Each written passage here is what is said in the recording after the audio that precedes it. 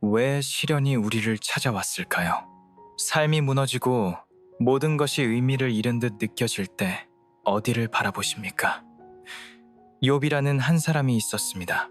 그는 재산, 자녀, 건강, 심지어 친구들의 위로까지 모든 것을 잃었습니다. 하지만 그는 하나님을 향한 신뢰를 놓지 않았습니다. 여러분은 그런 확신을 가지실 수 있으십니까? 이 이야기는 욥의 여정을 통해 고통 속에서도 창조주를 의지하는 법을 깊이 탐구합니다. 마음을 뒤흔들고 영혼을 일깨울 준비가 되셨습니까? 욥의 이야기는 단순한 성경 이야기가 아닙니다. 이는 삶, 고통, 그리고 신앙에 대한 도전입니다. 지금부터 욥의 시련을 하나씩 풀어가며 어려움 속에서 어떻게 하나님의 뜻을 붙잡을 수 있는지 함께 찾아보겠습니다.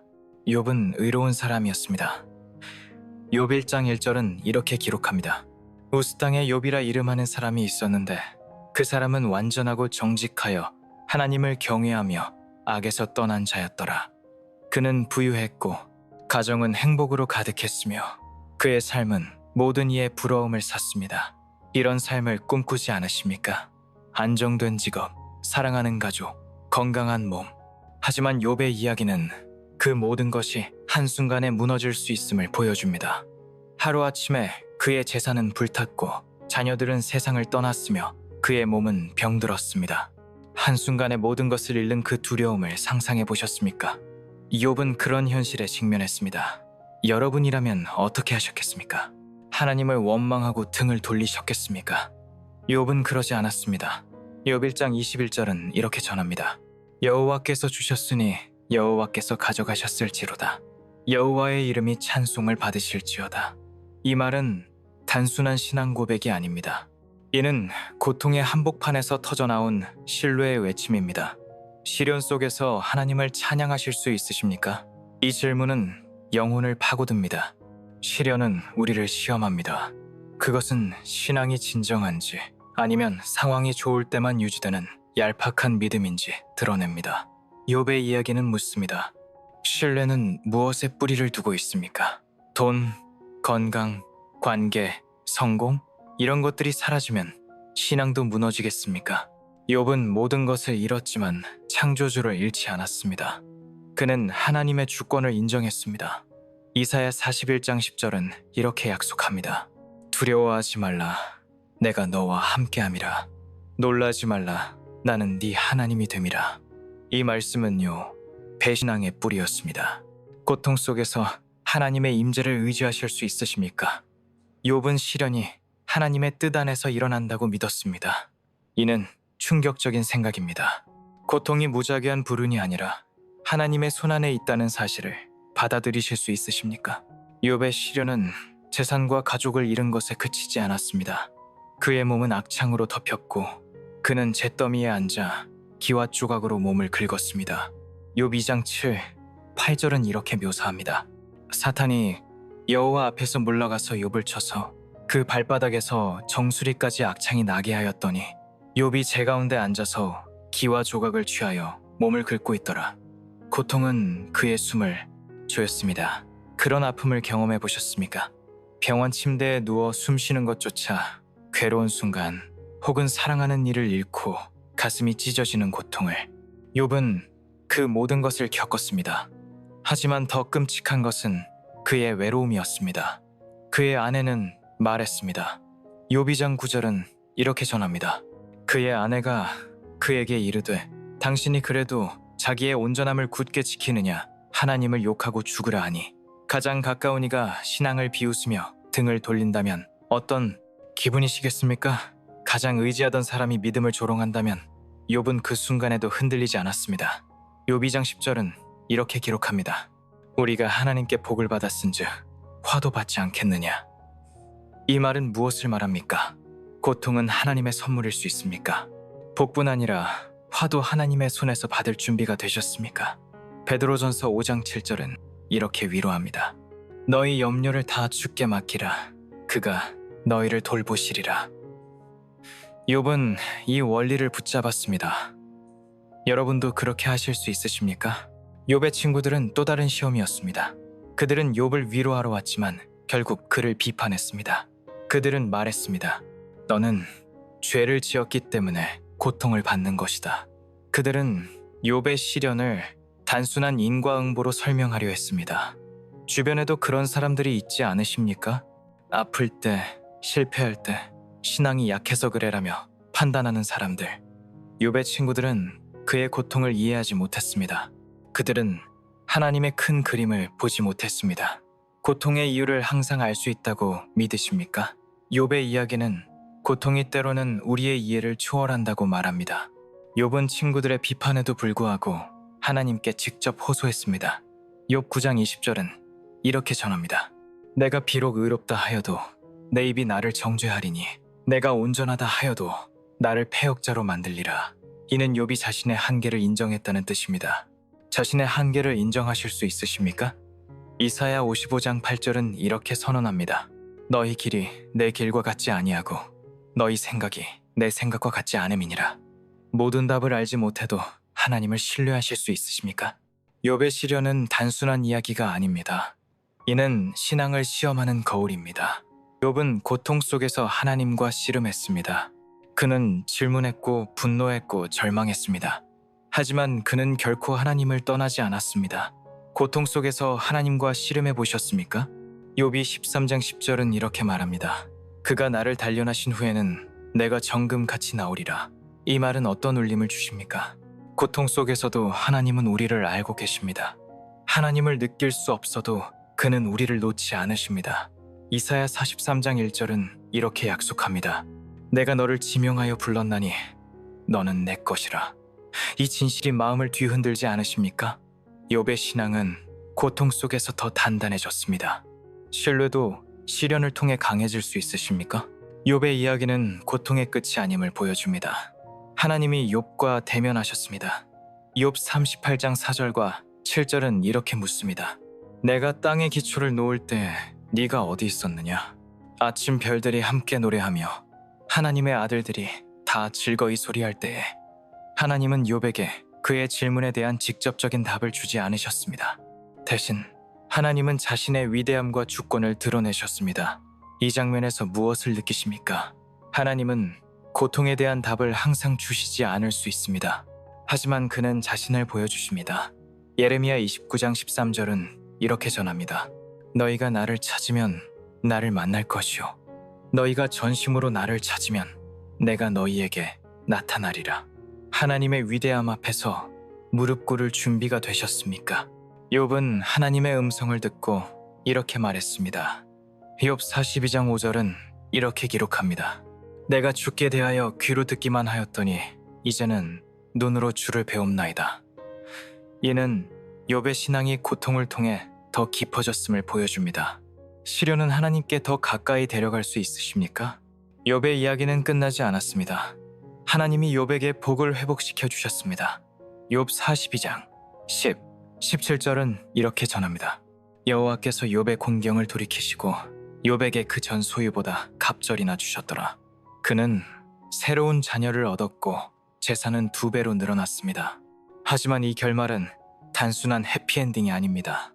욥의 복은 그의 신앙의 결과가 아니라 하나님의 은혜의 선물이었습니다. 고통의 끝에 하나님의 은혜가 기다리고 있음을 믿으십니까? 고린도후서 4장 17절은 이렇게 약속합니다.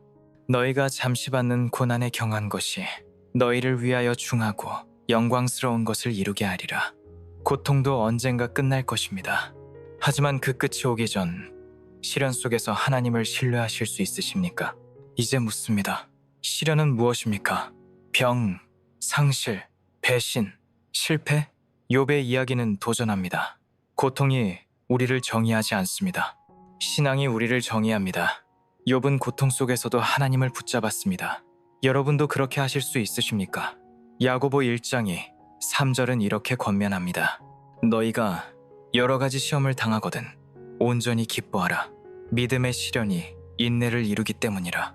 이 말씀은 무엇을 말합니까? 고통은 우리를 무너뜨리기 위한 것이 아니라 강하게 만들기 위한 것입니다. 이 진실을 붙잡을 준비가 되셨습니까? 욥의 시련은 단순히 과거의 이야기가 아닙니다. 이는 현재와 미래에 관한 이야기입니다. 고통 속에서 하나님을 신뢰하실 수 있으십니까? 신앙은 흔들릴 때마다 하나님을 향합니까? 아니면 세상을 향합니까? 시편 34장 18절은 이렇게 위로합니다. 여호와는 마음이 상한 자에게 가까이 하시고 중심이 통회하는 자를 구원하시리로다. 이 진실을 믿으십니까? 욥은 고통의 잿더미에서 일어났습니다. 우리도 일어날 수 있습니다. 하나님은 손을 잡고 계십니다. 지금 이 순간 그 손을 잡으시겠습니까? 고통은 우리를 파괴할 수 없습니다. 그것은 우리를 더 강하게 만들 수 있습니다. 욥은 시련을 통해 하나님의 얼굴을 보았습니다. 고통을 통해 하나님을 만날 수 있습니다. 이 여정이 두렵더라도 하나님은 함께 하십니다. 이사야 43장 1절은 이렇게 선언합니다. 내가 너를 지명하여 불렀나니 너는 내 것이라. 하나님을 전심으로 찾고 계십니까? 고통은 하나님께 더 가까이 데려갈 기회입니다. 이 기회를 놓치지 마십시오. 고통은 욥의 시련과 다를 수 있습니다. 하지만 하나님은 변하지 않으십니다. 그는 욥에게 하신 것처럼 우리에게도 말씀하십니다. 그는 고통을 보십니다. 그는 눈물을 아십니다. 이 진실을 믿으십니까? 욥은 고통 속에서 하나님을 신뢰했고 결국 하나님의 영광을 보았습니다. 여러분도 그렇게 하실 수 있으십니까? 고통은 이야기가 끝나는 곳이 아닙니다. 그것은 하나님의 더 큰 이야기의 시작일 뿐입니다. 이 이야기에 동참할 준비가 되셨습니까? 이제 선택은 우리의 몫입니다. 고통 앞에서 주저앉으시겠습니까? 아니면 욥처럼 일어나 하나님을 신뢰하시겠습니까? 신앙은 고통 속에서 빛날 수 있습니다. 욥의 이야기는 그 증거입니다. 우리의 이야기도 그 증거가 될 수 있습니다. 하나님은 기다리십니다. 지금 이 순간 무엇을 선택하시겠습니까? 욥처럼 고통 속에서도 하나님을 찬양하시겠습니까? 그 선택이 삶을 바꿀 것입니다. 준비되셨습니까? 고통은 우리를 정의하지 않습니다. 그것은 우리를 정죄합니다. 욥은 시련을 통해 하나님을 더 깊이 알았습니다. 고통을 통해 하나님을 더 깊이 만날 수 있습니다. 이 생각이 자극적이지 않으십니까? 고통은 우리를 파괴하려는 것이 아니라 정죄하려는 하나님의 도구일 수 있습니다. 이 도구를 받아들일 준비가 되셨습니까? 욥은 고통 속에서 하나님의 주권을 인정했습니다. 여러분도 그렇게 하실 수 있으십니까? 시편 12장 6절은 이렇게 전합니다. 여호와의 말씀은 순결하며 흑도가니에 7번 단련하는 같도다. 고통은 단련하는 도가니입니다. 그 과정을 신뢰하실 수 있으십니까? 욥의 이야기는 도전합니다. 고통은 우리를 무너뜨릴 수 없습니다. 그것은 우리를 더 강하게 만들 수 있습니다. 욥은 고통 속에서 하나님을 신뢰했고 결국 하나님의 영광을 보았습니다. 여러분도 그렇게 하실 수 있으십니까? 고통은 이야기가 끝나는 곳이 아닙니다. 그것은 하나님의 더 큰 이야기의 시작일 뿐입니다. 이 이야기에 동참할 준비가 되셨습니까? 욥의 이야기는 외칩니다. 고통은 끝이 아닙니다. 하나님은 고통 속에 계십니다. 그는 우리를 버리지 않으십니다. 이 진실을 믿으십니까? 욥은 고통의 잿더미에서 일어났습니다. 우리도 일어날 수 있습니다. 하나님은 손을 잡고 계십니다. 지금 이 순간 그 손을 잡으시겠습니까? 시련은 무엇입니까? 병, 상실, 배신, 실패. 욥의 이야기는 도전합니다. 고통이 우리를 정의하지 않습니다. 신앙이 우리를 정의합니다. 욥은 고통 속에서도 하나님을 붙잡았습니다. 여러분도 그렇게 하실 수 있으십니까? 야고보 1장이 3절은 이렇게 권면합니다. 너희가 여러 가지 시험을 당하거든 온전히 기뻐하라. 믿음의 시련이 인내를 이루기 때문이라. 이 말씀은 무엇을 말합니까? 고통은 우리를 무너뜨리기 위한 것이 아니라 강하게 만들기 위한 것입니다. 이 진실을 붙잡을 준비가 되셨습니까? 욥의 시련은 단순히 과거의 이야기가 아닙니다. 이는 현재와 미래에 관한 이야기입니다. 고통 속에서 하나님을 신뢰하실 수 있으십니까? 신앙은 흔들릴 때마다 하나님을 향합니까? 아니면 세상을 향합니까? 욥의 이야기는 외칩니다. 고통은 끝이 아닙니다. 하나님은 고통 속에 계십니다. 그는 우리를 버리지 않으십니다. 이 진실을 믿으십니까? 욥은 고통의 잿더미에서 일어났습니다. 우리도 일어날 수 있습니다. 하나님은 손을 잡고 계십니다. 지금 이 순간 그 손을 잡으시겠습니까? 고통은 우리를 파괴할 수 없습니다. 그것은 우리를 더 강하게 만들 수 있습니다. 욥은 시련을 통해 하나님의 얼굴을 보았습니다. 고통을 통해 하나님을 만날 수 있습니다. 이 여정이 두렵더라도 하나님은 함께 하십니다. 예레미야 29장 13절은 이렇게 약속합니다. 너희가 나를 찾으면 나를 만날 것이요. 너희가 전심으로 나를 찾으면 내가 너희에게 나타나리라. 하나님을 전심으로 찾고 계십니까? 고통은 하나님께 더 가까이 데려갈 기회입니다. 이 기회를 놓치지 마십시오. 고통은 욥의 시련과 다를 수 있습니다. 하지만 하나님은 변하지 않으십니다. 그는 욥에게 하신 것처럼 우리에게도 말씀하십니다. 그는 고통을 보십니다. 그는 눈물을 아십니다. 이 진실을 믿으십니까? 욥은 고통 속에서 하나님을 신뢰했고 결국 하나님의 영광을 보았습니다. 여러분도 그렇게 하실 수 있으십니까? 고통은 이야기가 끝나는 곳이 아닙니다. 그것은 하나님의 더 큰 이야기의 시작일 뿐입니다. 이 이야기에 동참할 준비가 되셨습니까? 이제 선택은 우리의 몫입니다. 고통 앞에서 주저앉으시겠습니까? 아니면 욥처럼 일어나 하나님을 신뢰하시겠습니까? 신앙은 고통 속에서 빛날 수 있습니다. 욥의 이야기는 그 증거입니다. 우리의 이야기도 그 증거가 될 수 있습니다. 하나님은 기다리십니다. 지금 이 순간 무엇을 선택하시겠습니까? 욥처럼 고통 속에서도 하나님을 찬양하시겠습니까? 그 선택이 삶을 바꿀 것입니다. 준비되셨습니까?